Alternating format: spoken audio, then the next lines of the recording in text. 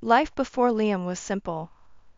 I was Miranda Spencer, a marketing assistant, and my world was all about coffee runs and deadlines. Then I met Michael, a department head at a tech firm. He was all charisma and competence, the kind of guy who owned every room he walked into. We hit it off, got married, and before we knew it, Liam was on his way. But childbirth wasn't kind to me. It left me a shell of my former self, struggling to heal while caring for a newborn. Michael's support, once my rock, started to crack under the pressure. I was in the living room, trying to soothe Liam, when Michael walked in, his face drawn with fatigue. "Another rough night, huh?" I tried to keep my voice light. He barely glanced at Liam before dropping his briefcase. "Yeah, thanks to him. I barely slept a wink." I bit my lip, feeling a sting at his words. "He's just a baby, Michael. He's not doing it on purpose." Michael sighed, rubbing his temples. I know. It's just, everything's a mess. The house, our schedules. I'm tired, Miranda." I wanted to say I was tired too, more than he could imagine, but the words wouldn't come. Instead, I just nodded, feeling the weight of his disappointment. My mom, Anne, breezed in then, her presence a welcome relief. "I'll take Liam for a bit. You two should talk." Michael's mood shifted slightly at her arrival. "Thanks, Anne. We appreciate it." Once Liam was in my mom's arms, Michael turned to me. "Miranda, we need to figure something out. I can't keep going like this." I felt a lump in my throat. "What do you want me to do, Michael? I'm trying my best here." "It's not enough." His voice rose, frustration evident. "Look at this place. And when was the last time we, I felt a flash of anger. "I'm still healing, Michael. What do you expect?" "I don't know, Miranda, but this isn't working. We need a break from this." His words hit me like a punch. A break? What does that even mean? Michael ran a hand through his hair, looking exasperated. "I don't know, okay? I just need some space to think." I stood there, stunned, as he grabbed his jacket and headed for the door. "Where are you going?" "Out. I need air." And with that, he was gone. I sank onto the couch, feeling alone and overwhelmed. My mom came over, placing a hand on my shoulder. "He's just stressed, honey. It'll get better." But as I listened to Liam's soft coos in the next room, I wasn't so sure. Michael's words echoed in my mind, a harsh reminder of how much had changed. And I couldn't shake the feeling that this was just the beginning. The next few days felt like walking on eggshells. Michael's mood swings were more unpredictable than ever, and I was exhausted, trying to keep everything together. Liam's health took a nosedive. He was fussy, always crying, and I felt clueless about what to do. It was another sleepless night. Liam had been crying for hours, and nothing I did seemed to help. Michael stormed into the nursery, his face red with frustration. "What's going on, Miranda? Why can't you make him stop?" he snapped. I was on the verge of tears, rocking Liam in my arms. "I'm trying, Michael. He might be sick or something." "Sick? Great, just what we need," he muttered, running his hands through his hair. "I can't deal with this right now. I've got an important meeting tomorrow." I felt a surge of anger. "Well, I'm sorry our sick child is such an inconvenience to you." Michael glared at me. "You know what, Miranda? I need a break from this chaos. I'm going on a business trip for a couple of weeks." I stared at him, incredulous. "A business trip? Now? With Liam like this?" He shrugged, his expression cold. "I don't have a choice. Work needs me." I felt my heart sink. "So, what? I'm just supposed to handle everything alone?" Michael didn't answer. He just turned and left the room, leaving me standing there, holding our crying son, feeling more alone than ever. The next day, Michael was packing his suitcase when I confronted him. How can you just leave us like this, Michael? He zipped up his suitcase with a sigh. Miranda, I told you, it's work. It's not like I want to go. I couldn't hold back my frustration. It sure doesn't seem like it. You can't wait to get away from us. He looked at me, his eyes hard. Maybe I do need a break, Miranda. Maybe we both do. I shook my head, tears stinging my eyes. I can't believe you're doing this. Michael picked up his suitcase, his face set. I'll call you when I get there. And with that, he walked out the door, leaving me in a house that suddenly felt too big and too empty. After he left, I called his boss, hoping to understand why this trip was so urgent. I dialed the number, my hands shaking. Hi, this is Miranda, Michael's wife.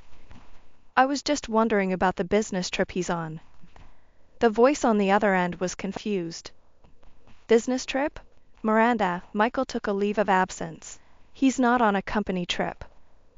I felt like the floor had dropped out from under me. A leave? Are you sure? Yes, he requested it 2 weeks ago. Said it was personal.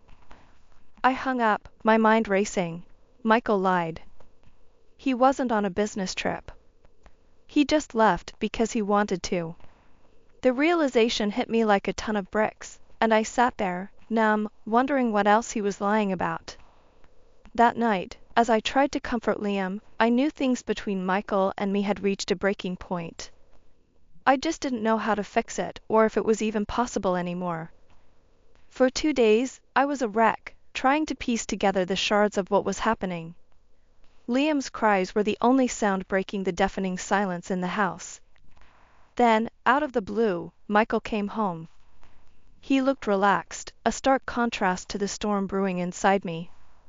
I was feeding Liam when he walked in. The sight of him ignited something fierce in me. I placed Liam in his crib and faced Michael, my voice shaking with anger. What the hell, Michael? Where were you? Michael, taken aback, dropped his bag. I was on my trip, Miranda. Why? I glared at him. Cut the crap. I called your boss. There was no business trip. He faltered for a moment, but quickly regained his composure. Okay, you got me. I needed a break, Miranda.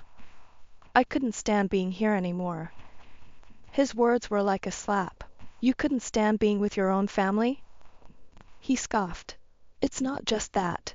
It's everything, Miranda. The constant crying, the mess, you.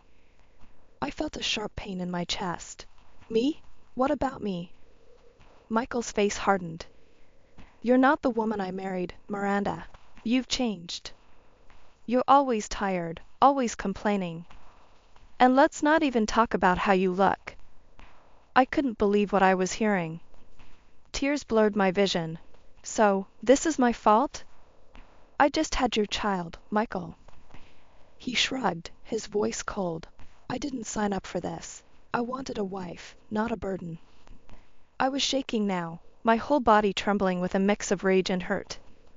So, what now? You're just going to run away from your responsibilities? Michael's expression shifted, a smug smile playing on his lips. Actually, I met someone. She's everything you're not. I was with her these past days. I gasped, feeling like I'd been punched. You're cheating on me? He nodded, almost proudly. Yeah, I am. And you know what? I'm happier with her. The room was spinning. I struggled to find words. You're a coward, Michael. A selfish, heartless coward. He just shrugged. Call it what you want. I'm done here. I want a divorce. I stared at him, a mixture of disbelief and disgust washing over me. Fine. Get out. I don't want to see your face again. He smirked, picking up his bag. Gladly. This was a mistake from the start. As he walked out, a sense of emptiness engulfed me. But there was also a flicker of relief. The truth was out, and as painful as it was better than living a lie. I walked over to Liam, my little beacon of hope, and held him close, knowing that no matter what, I'd do everything to protect him from the storm that just left our lives. A week had passed since Michael walked out. I was slowly finding my feet, leaning on my mom for support and trying to be strong for Liam. The divorce papers sat on the kitchen table, a stark reminder of the new reality. I had just put Liam down for a nap when I heard the front door open. It was Michael, looking disheveled, his eyes frantic. "What are you doing here, Michael?" I asked, my voice steady despite my racing heart. He paced the room, his hands trembling. "Miranda, I need to talk to you. It's important." I crossed my arms, skeptical. "What could you possibly have to say to me now?" He took a deep breath, his eyes not meeting mine. "I made a mistake. A huge mistake. I need you to forgive me." I laughed, bitter and incredulous. "Forgive you? For what? For abandoning your family, or for rubbing your affair in my face?" Michael winced, but he continued. "I know I messed up, but I need your help, Miranda." I raised an eyebrow. "My help? Why would I help you?" He started to pace again, his voice desperate. "It's my grandmother, Miranda. She's making her will, and I might lose everything if she finds out about us." I shook my head, disgusted. "So, you want me to lie for you? After everything?" He stopped, looking at me directly for the first time.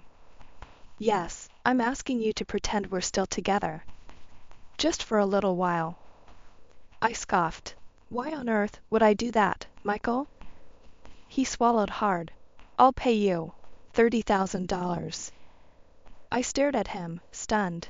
"You're bribing me? To play happy families so you can get your inheritance?" He nodded, his eyes pleading. "Please, Miranda, I'm begging you." I thought about Liam, about the life I wanted to give him. "And what about Liam? What does he get out of this charade?" Michael hesitated. I haven't thought that far."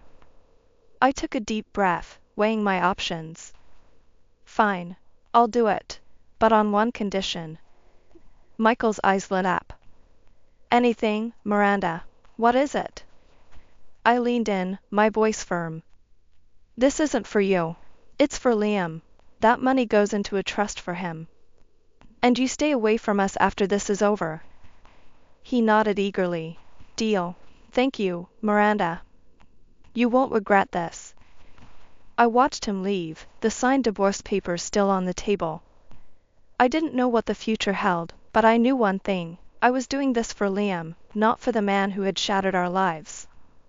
As I picked up the papers and folded them neatly, I felt a strange sense of empowerment. Michael thought he was using me, but in the end, I was the one in control. The day of the gathering at Michael's grandmother's house arrived. I felt like an actor about to perform in the most twisted play ever written. Michael picked me up, trying to make small talk, but I was having none of it. The grand old house loomed as we pulled up. Michael's hand found mine, a forced gesture of unity. I pulled away as soon as we were in view of the family. "Miranda, please, just for today," he hissed under his breath. I shot him a look that could freeze lava. "I'm here for Liam, not for you. Remember that." The family greeted us with smiles and hugs. Michael's mother, Diane, came over, her eyes brimming with concern. "Miranda, dear, we've missed you. How's little Liam?" I forced a smile. "He's good, Diane, thank you. Growing fast." Michael's father, Richard, clapped him on the back. "Son, good to see you. Work keeping you busy?" Michael nodded, the picture of the devoted family man. "Always, Dad, but I make time for what's important." The hypocrisy of his words made my stomach turn. We were ushered into the living room where Michael's grandmother, Mrs. Eleanor Hargrave, sat regally in her armchair. Her sharp eyes missed nothing. "Miranda, my dear," she greeted me, her voice strong despite her age. "It's so good to see you." I approached her, respectful yet distant. "Thank you for having us, Mrs. Hargrave." She nodded, then turned to Michael. And you, Michael, how have you been? He perched on the edge of a chair, all eagerness. Great, Grandma. Really great. She hummed, her gaze piercing. Is that so? And your marriage? How is that faring? Michael reached for my hand again, squeezing it. Better than ever, Grandma. I felt like I was going to be sick.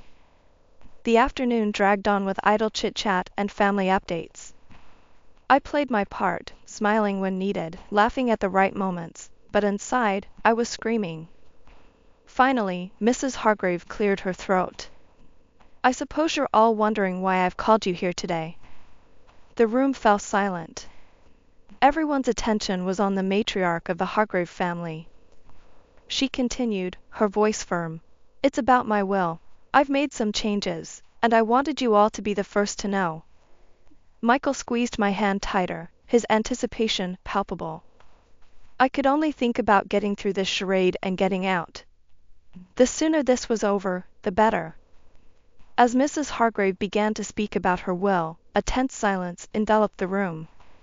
I felt Michael's grip tighten on my hand, his anxiety palpable. I, on the other hand, was bracing myself for the performance of my life. Mrs. Hargrave, with her lawyer by her side, began methodically outlining her decisions. To my daughter, Diane, I leave the summer house in Maine. The details blurred as I zoned out, my mind racing with thoughts of Liam and the future. It wasn't until Mrs. Hargrave's tone changed that I snapped back to attention. And now, to my grandson Michael, she began, her voice firmer. The room seemed to hold its breath. Michael leaned forward, a forced smile plastered on his face. Yes, Grandma?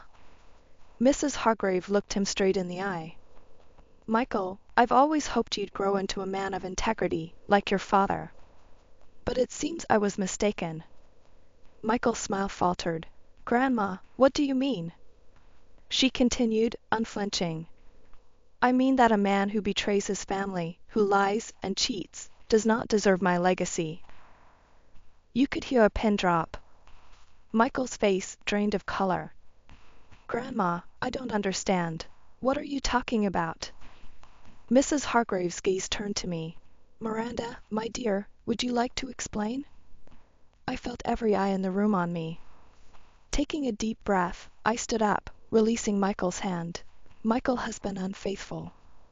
He left me and Liam to be with another woman. Gasps filled the room. Michael's parents turned to him, shock written all over their faces. Michael, is this true? Diane's voice was barely a whisper. Michael stumbled over his words.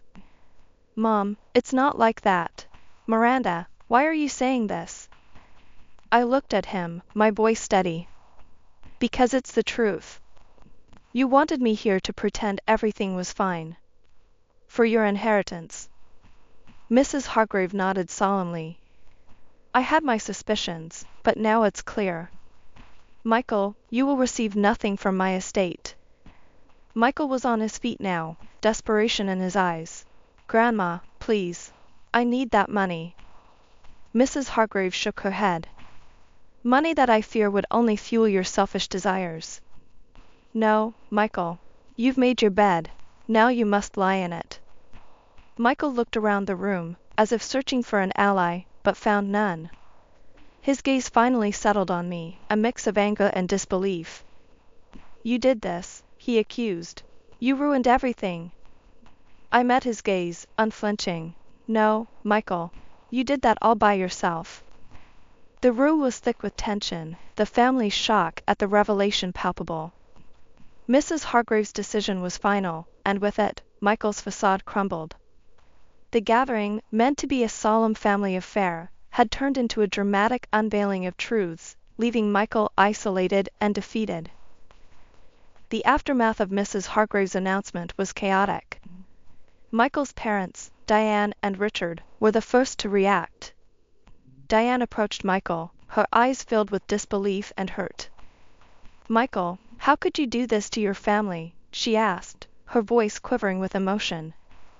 Michael, still reeling from the shock, struggled to respond. Mom, I just made a mistake.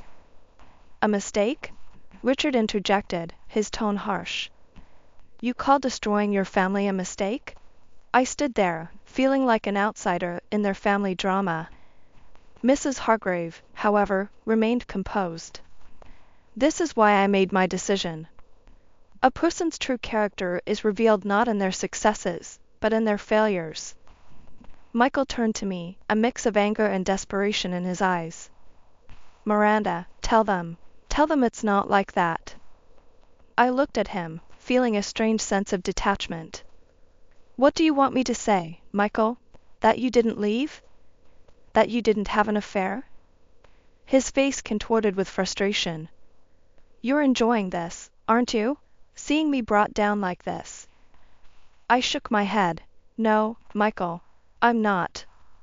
This is just the truth coming to light. Mrs. Hargrave then addressed me directly. Miranda, I want to apologize for my grandson's behavior. And I want to make things right. I was taken aback. Mrs. Hargrave, you don't owe me anything. She nodded firmly. But I do. I'm reallocating what I had set aside for Michael to Liam. I'll set up a trust for his future. I was speechless, overwhelmed by her generosity. Thank you, Mrs. Hargrave. That means a lot. Michael looked defeated, his earlier bravado gone.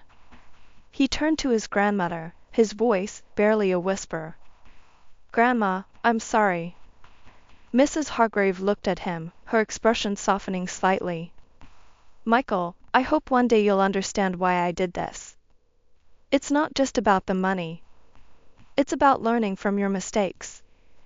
The room slowly emptied, leaving Michael and me alone. He looked at me, his eyes searching for something, forgiveness, understanding, pity. I didn't know. Miranda, I don't know what to say. I collected my things, ready to leave. There's nothing to say, Michael. Just take care of yourself. As I walked out of that house, I felt a weight lift off my shoulders. It wasn't a happy ending, but it was a resolution.